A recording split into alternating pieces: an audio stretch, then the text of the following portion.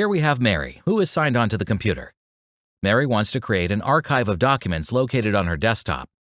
She selects the documents and right-clicks to open the Explorer menu.